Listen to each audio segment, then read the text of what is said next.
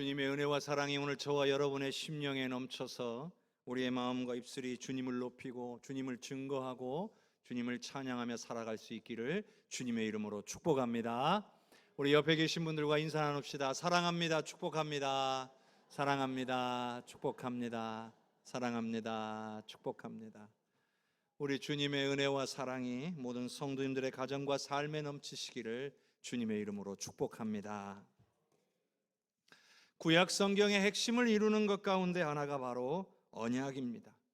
하나님과 이스라엘 백성들의 관계는 바로 이 언약을 중심으로 이루어진 것입니다. 하나님께서는 이스라엘 백성들을 택하시고 그들과 언약을 맺는 위대한 결정을 하셨기 때문에 이스라엘 백성들은 선택받은 민족이다라고 하는 특권을 누릴 수가 있었습니다. 그러나 이들에게 문제가 있었던 것은 하나님과의 이 언약이 얼마나 중요한 것인지를 깨닫지 못했습니다.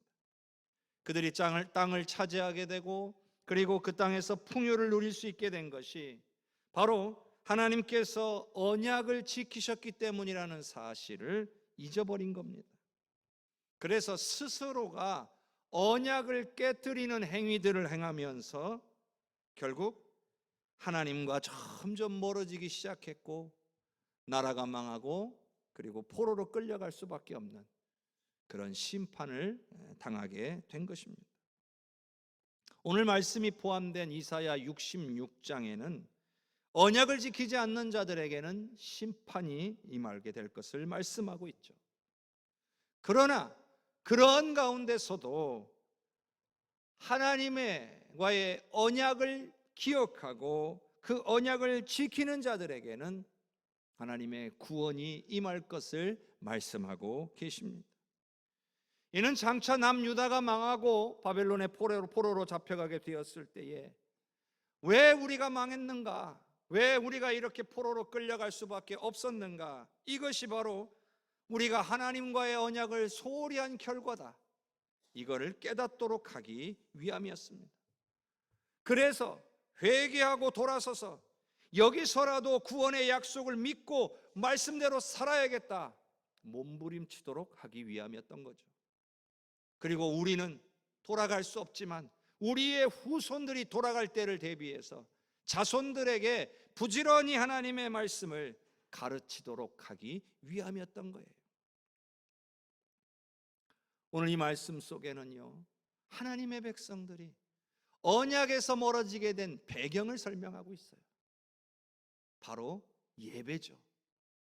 참된 예배를 드리는 자와 거짓된 예배를 드리는 자, 그 가운데서 이 거짓된 예배를 드렸기 때문에 결국 하나님으로부터 멀어질 수밖에 없었고 그것이 결국에는 그들의 멸망과 심판의 이유가 되었던 거예요. 여러분, 예배는 정말 중요합니다. 하나님과의 관계는 예배로부터 시작이 되는 거예요. 개신교, 우리 기독교는 관계의 종교입니다. 하나님과의 관계가 깨지면 모든 게 다 깨지는 거고요. 하나님과의 관계에 성공하면 모든 것에 성공할 수 있는 종교가 바로 우리 개신교입니다.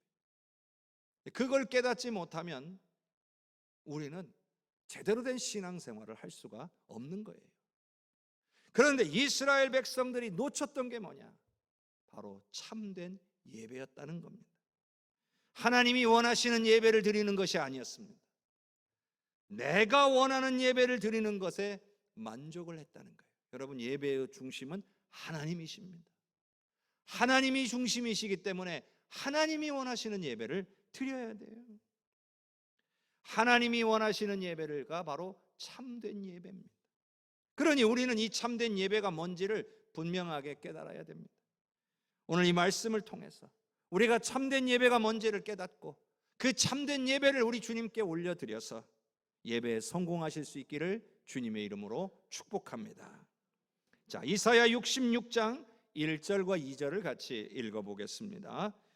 여호와께서 이와 같이 말씀하시되 하늘은 나의 보좌요 땅은 나의 발판이니 너희가 나를 위하여 무슨 집을 지으랴? 내가 안식할 처소가 어디랴? 나 여호와가 말하노라. 내 손이 이 모든 것을 지었으므로 그들이 생겼느니라. 무릇 마음이 가난하고 심령에 통회하며 내 말을 듣고 떠는 자 그 사람은 내가 돌보려니와. 아멘. 여기서요, 하나님이 하신 말씀 가운데요, 하나님께서 중요하게 여기시는 것은 예배 장소가 아니라 예배 장소가 아니라고 말씀을 하셨어요. 왜냐하면 우리 하나님이 안 계신 곳이 없기 때문이죠. 하늘이 하나님의 보좌고 땅이 하나님의 발판이면, 여러분, 하나님의 임재가 없는 곳이 어디가 있으며 하나님의 임재가 닿지 않는 곳이 어디가 있겠습니까? 뿐만 아니라 하나님은 모든 만물을 창조하신 분이에요.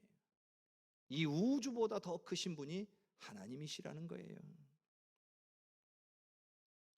그러니 장소가 중요하지 않다는 거죠. 물론 여러분, 장소는 중요합니다. 하나님께서도 장소가 안 중요하다 하시는 말씀을 하려고 하시는 게 아니에요. 우리가 하나님이 임재하시는 곳, 하나님이 자주 임재하시는 곳에 모이는 것이 정말 중요합니다. 그래서 장소도 중요합니다. 그러나 어디에서 예배하느냐보다 더 중요한 것이 있다는 거예요. 장소보다 더 중요한 것이 있다. 바로 어떻게 예배하느냐, 이게 더 중요하다는 거예요. 이스라엘 백성들에는 장소에는 문제가 없었어요. 근데 하나님을 예배하는 자세에 문제가 있었던 거예요. 어떻게 예배하느냐, 이게 문제였던 거예요. 자, 우리가 읽은 말씀에 그럼 어떻게 예배해야 되느냐, 세 가지가 나와요. 세 가지로 예배하는 사람을 기뻐하신다라고 돼 있어요. 첫째는 마음이 가난한 사람이 드리는 예배를 기뻐 받으신다는 거예요. 둘째는요, 심령에 통회하며 드리는 예배를 기뻐 받으신다는 거예요. 마지막으로 세 번째는요, 하나님의 말씀을 듣고 그 말씀으로 말미암아 떠는 자를, 그 떠는 자의 예배를 기쁘게 받으신다는 거예요. 여러분, 이스라엘 백성들이 범죄함으로 하나님으로부터 멀어질 때 여전히 예루살렘 성전은 그 자리에 서 있었습니다. 그곳에서 하나님을 향한 제사, 하나님을 향한 예배가 드려지고 있었습니다. 그럼에도 하나님께서는 바로 거기서 드려지는, 성전에서 드려지는 예배를 받지 않으셨다는 거예요. 왜 그러신 것일까요? 그 안에 마음이 가난하고 심령에 통회함이 없으며 말씀을 듣고 떠는 자가 없었기 때문이라는 거죠. 말하자면 예배의 장소는 있으나 예배를 드리는 사람들의 마음이 제대로 하나님 앞에 준비되지 못했다는 거예요. 우리는 바로 이 말씀 속에서 우리가 드리는 예배, 그리고 우리가 살아가는 삶에서 어떻게 행하며 살아야 되는지를 깨달을 수가 있는 겁니다. 자, 이사야 66장 3절을 한번 같이 읽어보겠습니다. 소를 잡아 드리는 것은 살인함과 다름이 없이 하고, 어린 양으로 제사를 드리는 것은 개의 목을 꺾음과 다름이 없이 하며, 드리는 예물은 돼지의 피와 다름이 없이 하고, 분향하는 것은 우상을 찬송함과 다름이 없이 행하는 그들은 자기의 길을 택하며 그들의 마음은 가증한 것을 기뻐한즉. 여러분, 이 모습이 어떤 모습이에요? 하나님께 예물만 드리면 충분하다고 생각한 나머지 왜 하나님께 소를 드려야 되는지, 왜 하나님 앞에 어린 양을 드려야 되는지 그 이유를 몰랐다는 거예요. 그러다 보니까 하나님 앞에 드리는 모든 제물들은 다 형식적이 되고 말았어요. 그 안에 진심이 담기지 않았어요. 그 안에 진심이 담기지 못한 채 습관적인 것이 되고 말았습니다. 뿐만 아니라 말씀해 보면 개의 목을 꺾는 것 같이 했다, 돼지의 피를 드리는 것 같이 했다, 우상을 찬송함과 다름이 없이 행했다. 여러분, 이게 무슨 뜻입니까? 하나님께서 가증히 여기시는 행위를 행했다라는 거예요. 그들 안에는 진정으로 하나님을 향한 경외함이 없고 하나님을 예배하고 싶은 마음이 있는 게 아니라 어쩔 수 없이 그냥 습관적으로 행했다는 거죠. 게다가 이 구절이 있습니다. 그들은 자기의 길을 택하며 그들의 마음은 가증한 것을 기뻐한즉 이라고 되어 있습니다. 예배하기 위해서 나온 사람들의 그 마음, 심령과 생각이 어때요? 자기의 길을 택하고 가증한 것을 기뻐하는 마음으로 채워져 있다는 거죠. 여러분, 여기서 자기의 길을 택한다는 게 무슨 뜻일까요? 하나님이 원하시는 게 뭔지도 알지를 못한 채 내가 원하는 대로만 하려는 것을 말하는 거예요. 하나님 앞에 나올 때요, 우리가 조심해야 되는 것이 뭐냐? 내 생각, 내 뜻을 내려놓지 못하면 하나님께 온전히 나갈 수가 없어요. 하나님 앞에 서기 위해서는요, 내 생각, 내 뜻 내려놓고 주님의 뜻, 주님의 생각을 제게 가르쳐 주시라고 간구해야 돼요. 그냥 내 것만 이루어 주세요, 내 뜻대로 해주세요, 내가 바라는 대로 해주세요, 이런 마음으로 하나님께 나오면 하나님께서 받으실 수가 없다는 거죠. 뿐만 아니라 마음속에도 하나님을 향해, 마음이 하나님을 향해 있어야 되는데 마음속에 가증한 것을 기뻐하는 마음으로 채워져 있다는 거예요. 여러분, 그들이 예배 자리에 나아가지 않은 게 아니에요. 예배에 참석했어요. 그런데 예배를 드리는 그 행위가 형식적이었고 그 마음속에는 하나님을 향한 진심이 담기지 않았다는 거예요. 그리고 오히려 막 딴 생각, 마음이 딴 데가 있는 거예요. 하나님은 이런 예배를 받지 않으신다는 겁니다. 그러면 오늘 지금 이 순간과 다를 것이 있겠냐는 거예요. 하나님은 그때나 지금이나 동일하신 분인 줄로 믿습니다. 그러니 예배의 형태는 달라졌어요. 우리가 옛날처럼 짐승을 잡아 죽이는 그런 예배를 드리는 것은 아니잖아요. 그렇지만 우리의 마음과 자세만큼은 그때나 지금이나 우리 하나님이 원하시는 대로 동일해야 될 줄로 믿습니다. 그래서 우리는 다시 2절 말씀에 나오는 그 모습으로 돌아가야 됩니다. 자, 이사야 66장 2절을 다시 읽어봅시다. 나 여호와가 말하노라, 내 손이 이 모든 것을 지었으므로 그들이 생겼느니라. 무릇 마음이 가난하고 심령에 통회하며 내 말을 듣고 떠는 자는 그 사람은 내가 돌보려니와. 우리가 드려야 하는 참된 예배 첫 번째, 바로 가난한 마음으로 드리는 예배입니다. 마음이 가난하다는 표현, 우리가 여기 말고 다른 데서도 들어봤죠. 우리 예수님이 마태복음 5장에서 산상수훈의 말씀으로 주신 것 가운데 팔복의 내용 중에 하나가 이 마음이 가난한 자, 심령이 가난한 자에 대한 말씀이 있었어요. 그런데 여러분, 마음이 가난하다, 여러분 이 뜻을 정확히 알고 계십니까? 마음이 가난하다는 뜻을 알아야 우리가 마음이 가난한 자로서 예배를 드릴 거 아니에요. 우리의 마음을 가난하게 해서 하나님 앞에 온전한 예배, 참된 예배를 드릴 수 있을 거 아니겠어요? 자, 그 설명을 한번 해보도록 하겠습니다. 오늘 2절 말씀과 3절 말씀은 정반대의 내용이죠. 3절 말씀의 내용처럼 예배하면 안 되고 오늘 이 2절 말씀, 우리 하나님이 원하시는 대로 예배해라, 그런 내용인데요. 3절의 말, 그러니까 3절에 나오는 그 모습이 바로 마음이 가난하지 못한 자들의 모습이라는 거죠. 겉으로는 예배를 드리고 있는데, 겉으로는 예배를 잘 드리고 있는 것처럼 보이는데 그 마음 속에는 자기 생각과 가증한 것으로 가득 차 있고 딴 생각으로 채워져 있다는 거예요. 여러분, 이게 무슨 뜻일까요? 왜 이렇게 할까요? 자신의 영적인 상태를 모르기 때문에 그래요. 내가 얼마나 죄인인지, 내가 하나님 앞에서 얼마나 허물이 많은 연약한 존재인지 깨닫지를 못한 채 나는 의롭다, 나는 잘못이 없다, 이만하면 잘 살고 있는 것 아니냐, 이런 마음으로 하나님 앞에 나아가고 있으니까 그렇게 되는 거예요. 여러분, 마음이 가난하다는 것은 자신의 영적인 처지를 분명하게 깨닫고 행하는 거예요. 내가 얼마나 죄인인지, 얼마나 허물 많은 존재인지를 깨닫고 있으니까요, 어때요? 하나님 앞에서 겸손할 수밖에 없습니다. 하나님의 자비와 긍휼이 없다면 구원받을 수 없는 그런 죄인임을 알고 있는 거예요. 내 힘과 내 능력으로는 구원받을 수 없습니다. 의로울 수 없고 하나님의 은혜 없이는 살아갈 수 없다라고 고백하는 거예요. 그런 사람이 바로 마음이 가난한 자예요.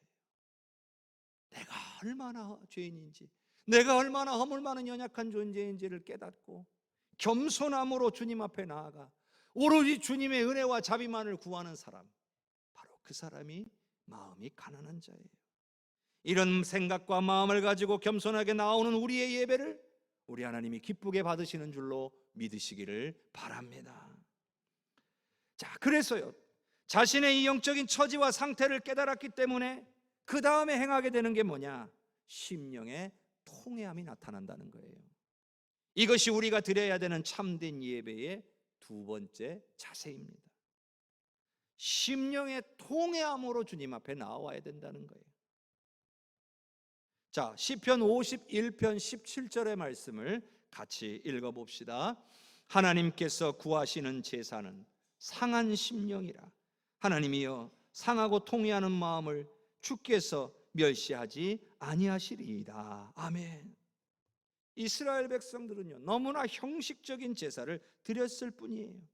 마음속으로는 하나님을 경외함도 없고 온통 자기가 원하는 것들에 대한 탐욕과 가증한 것들로 가득 차 있었다는 거예요. 그래 놓고는 스스로 우리는 하나님께 제사를 드렸다. 내가 언제 하나님 앞에 예배를 안 드린 적이 있냐? 나는 하나님 멀리하지 않았다. 그런데 여러분, 우리 하나님은 우리의 중심을 보시는 분인 줄로 믿습니다.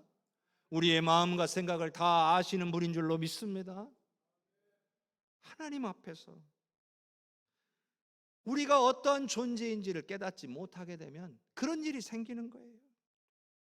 마음이 가난하지 못한 사람, 즉 자신이 어떠한 영적인 상태인지를 깨닫지 못하는 사람은요, 결국 하나님 앞에 나아갈 때에 통회하는 심령을 가지고 회개하지 못하게 됩니다.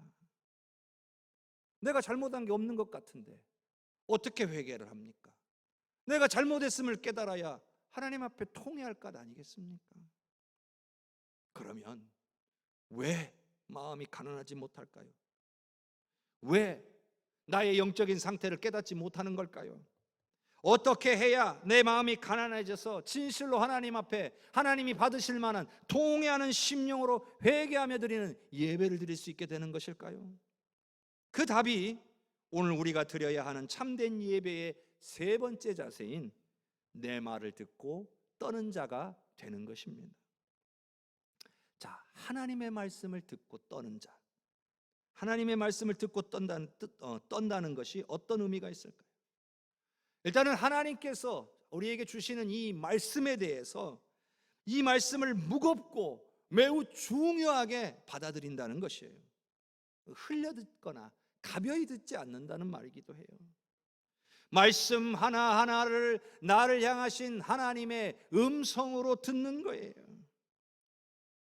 근데 여러분, 요즘 시대에 얼마나 많은 말씀들이 이 시대에 쏟아져 나옵니까? 여러분, 우리나라만큼 하나님의 말씀을 많이 그리고 쉽게 들을 수 있는 나라도 없을 겁니다. 세상에 이런 나라 없습니다.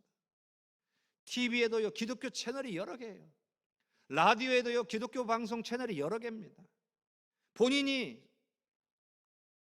손만 좀 이용하면 얼마든지 하나님의 말씀을 들을 수 있는 것이에요. 여러분, 핸드폰, 유튜브 이런 거 보면 어때요? 하나님의 말씀이 너무나 많이 나옵니다. 그런데 여러분, 말씀은 넘쳐나지만 과연 그 말씀을 듣고 그 말씀으로 말미암아 떠는 자는 과연 얼마나 되겠습니까?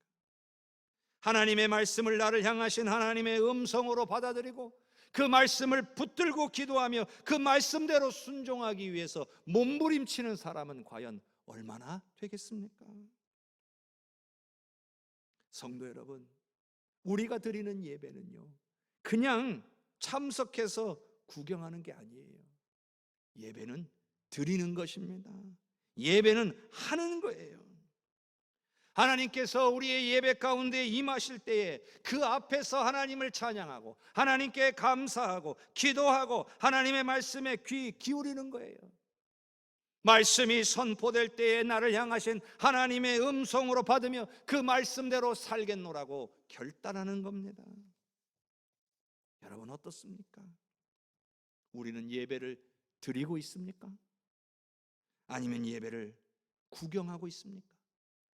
하나님의 말씀 앞에서 그 말씀으로 말미암아 떨 수 있어야 됩니다.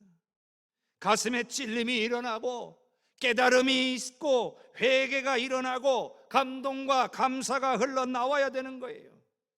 그래야 하나님께서 우리의 예배를 받으신다는 겁니다. 게다가요, 우리가 반드시 알아야 될 중요한 것 한 가지가 더 나옵니다. 우리가 하나님의 말씀 앞에서 떠는 자가 되지 못하면 다음과 같은 좋지 않은 일들이 생긴다는 거죠. 이사야 66장 4절의 말씀을 같이 읽겠습니다. 나 또한 유혹을 그들에게 택하여 주며 그들이 무서워하는 것을 그들에게 임하게 하리니 이는 내가 불러도 대답하는 자가 없으며 내가 말하여도 그들이 듣지 않고 오직 나의 목전에서 악을 행하며 내가 기뻐하지 아니하는 것을 택하였음이라 하시니라. 나 또한 유혹을 그들에게 택하여 주며 그들이 무서워하는 것을 그들에게 임하게 하리니라 하였습니다. 근데 여러분, 이 말씀을 오해하면 안 되는 것이 있어요. 이 말씀을 읽고 우리 하나님은 유혹하시는 분, 하나님이 우리를 유혹하시는 분, 이렇게 받아들이면 안 된다는 거죠. 유혹은요, 원수 마귀가 하는 일이에요. 근데 그런데 왜 하나님이 이렇게 말씀하셨을까요?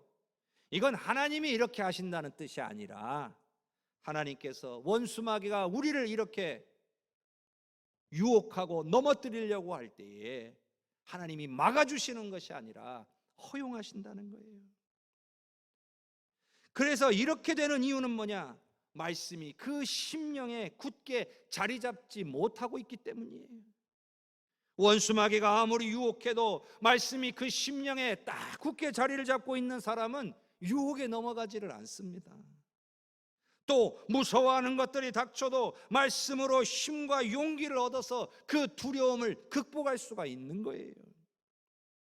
그런데 하나님의 말씀 앞에서 하나님의 말씀으로 말미암아 떠는 자가 아니라 하나님의 말씀을 외면하는 자로 살기 때문에 자꾸 유혹에 넘어지고 두려움에서 헤어나오지 못한 채 근심, 걱정, 염려 속에 살아가게 되는 거예요.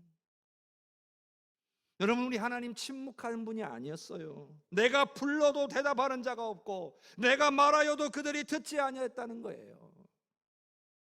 듣기 싫었기 때문이죠. 하나님의 말씀대로 살아가는 게 부담스럽고 귀찮고 불편해지기 때문이죠. 우상 섬기는 게 훨씬 더 편했기 때문이에요. 여러분, 우상은요, 내가 필요할 때만 찾으면 돼요. 내가 원할 때만 찾으면 되고 평상시에 아무렇게 안 해도 상관없어요. 근데 우리 하나님은 어때요? 언제나 찾고 구해야 되는 분이에요. 하나님이 그걸 원하세요. 그러니까 귀찮아지고, 그러니까 불편해지고 이러는 거죠.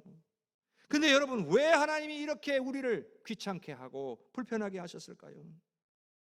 그 이유가 있을 거 아니에요.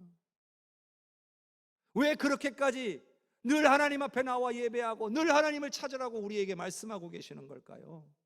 그건 바로 그만큼 원수 마귀의 공격이 집요하고 교묘하기 때문이에요.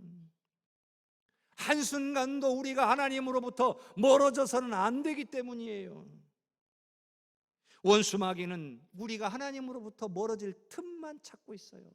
호시탐탐 그 기회를 노리고 있단 말이에요. 그러니 우리가 하나님을 필요할 때만 찾으면 안 되는 거예요.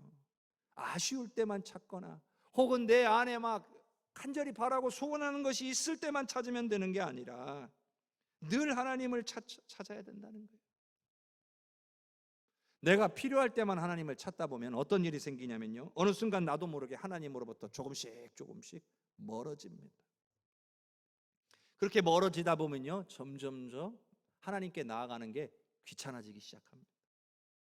그러다가 원수 마귀에게 당해서 넘어지게 되는 거예요. 이와 같이 되지 않기 위해서 우리는 결국 항상 하나님의 말씀 앞에 서야 됩니다. 그래서 하나님의 말씀을 두렵고 떨림으로 받아야 돼요. 그래서 그 말씀이 내 안에서 떠나가지 않게 해야 한다는 거예요.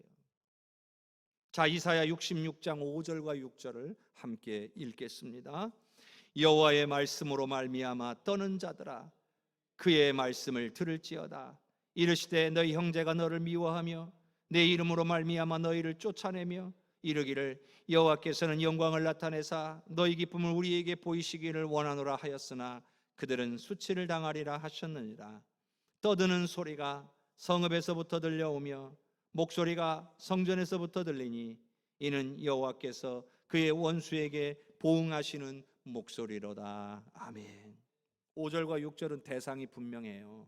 바로 여호와의 말씀으로 말미암아 떠는 자들아 들을지어다예요. 장차 하나님께서 하실 일을 알라는 거죠. 그런데 내용을 보니까 어때요? 하나님의 말씀 앞에 떠는 자들을 미워하고 조롱하고 핍박하는 자들이 있을 거라는 거예요. 그리고 조롱하며 이렇게 말할 거라는 거죠. 여호와께서는 영광을 나타내사 너희 기쁨을 우리에게 보이시기를 원하노라. 여러분, 이건 축복의 말이 아니라 이건 조롱하는 말이에요. 야, 어디 너희에게 하나님이 기쁨을 주시는지 우리한테 한번 보여줘 봐라. 조롱하는 말이에요. 우리 주변에요, 우리가 신앙생활 잘하려고 하면 조롱하는 사람들이 있어요. 예수 믿으면, 교회 다니면 밥이 나오냐고 떡이 나오냐고 조롱하는 사람들이 있죠. 교회는 마음이 나약한 사람들이나 어디 의지할 데 없으니까 다니는 거라고 조롱하는 사람들도 있어요. 아니, 또 적당히 믿지 왜 그렇게 유별나게 믿냐고 핀잔을 하는 사람도 있어요. 심지어는 교회 안에서도요. 그런데 오늘 말씀을 보세요. 결국 하나님이 그들에게 보응하시겠다는 거예요. 하나님이 어떤 분이신지를 모르는 사람들에게 하는 말이에요. 그러나 우리가 하나님이 어떤 분이신지를 더 많이 알면 알수록 더욱더 하나님의 말씀을 사모하게 되어 있는 거예요. 사랑하는 성도 여러분, 하나님은 하나님의 말씀으로 말미암아 떠는 자를 기뻐하시는 분이심을 기억하길 바랍니다. 하나님의 말씀을 무겁고 중요하게 받아야, 그래서 마음에 새겨야 우리가 영적으로 무감격해지지 않고 죄를 분별하며 살아갈 수 있는 거예요. 말씀이 우리 안에 없으니까 나의 영적인 상태도 깨닫지를 못해요. 여러분의 영적인 상태를 뭘로 깨달을 거예요? 하나님의 말씀으로 깨닫는 거예요. 여러분이 죄 가운데 있는지, 내가 지금 살아가는 삶이 죄 가운데 있는 삶인지 뭘로 분별할 거예요? 말씀으로 분별하는 거예요. 하나님은 오늘 우리의 참된 예배를 기쁘게 받으시기를 원하시는 분이에요. 그래서 오늘 2절 끝에 나온 것처럼 하나님께서 우리를 돌보아 주시기를 원하고 계세요. 저와 여러분과 함께 하시며 보호하시고 인도하시고 지켜주시기를 원하신다는 거예요. 그런데 문제는 우리가 하나님이 원하시는 모습대로 마음이 가난하고 심령에 통회하고 하나님의 말씀 앞에 떠는 자가 되지 못하면 그 은혜를 누릴 수가 없다는 거예요. 여러분, 어떻게 하시겠습니까? 참된 예배자가 되시겠습니까? 마음이 가난하고 심령에 통회하며 하나님의 말씀으로 말미암아 떠는 자가 되시겠습니까? 그렇다면 예배를 더욱 사모하시기 바랍니다. 말씀을 더욱 사모하시기를 바랍니다. 그리고 성령께서 우리의 심령을 어루만져 주시기를 우리가 간절히 깨어 기도하실 수 있기를 바랍니다. 하나님께서 우리와 함께 하사 은혜와 사랑으로 풍성하게 채워 주실 줄로 믿습니다. 우리 이 시간에 합심하여 기도합시다.